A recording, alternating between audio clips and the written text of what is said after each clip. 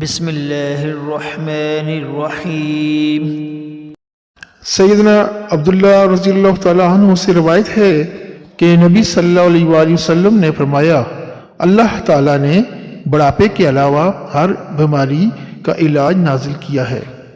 گایوں کا دودھ لازمی طور پر استعمال کیا کرو کیونکہ یہ ہر قسم کا درخت چرتی ہے۔ زہیر بن معاویہ اپنی بیوی سے روایت کرتے ہیں، اس نے ملیکہ بنت عمر جس نے اسے کسی تکلیف کے علاج کے لیے گائے کا گھی استعمال کرنے کی تجویز دی تھی، انہوں نے یہ چیز ذکر کی کہ اس نے سیدنا عمر بن خطاب رضی اللہ تعالیٰ عنہ کی خلافت میں بکریاں ان کے مالکوں کو واپس کر دی تھیں، اور کہا رسول اللہ صلی اللہ علیہ وآلہ وسلم نے فرمایا، گایوں کا دودھ شفا ہے، ان کا گھی دوا ہے اور ان کا گوشت بیماری ہے۔ خواص: گائے کے دودھ کا رنگ زردی مائل ہوتا ہے۔ گائے کا دودھ زود ہضم ہوتا ہے، بہت سی بیماریوں کے لیے باعث شفا ہے۔ گائے کا مکھن بھی دوسرے جانوروں کے دودھ سے بنائے گئے مکھن کی نسبت زیادہ شفا کا حامل ہوتا ہے۔ گائے کا گوشت بھاری ہوتا ہے، اس لیے دیر سے ہضم ہوتا ہے۔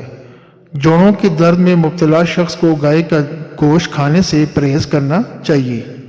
تندرست آدمی کھا لے تو کوئی حرج نہیں، گائے کی قربانی بھی کی جاتی ہے۔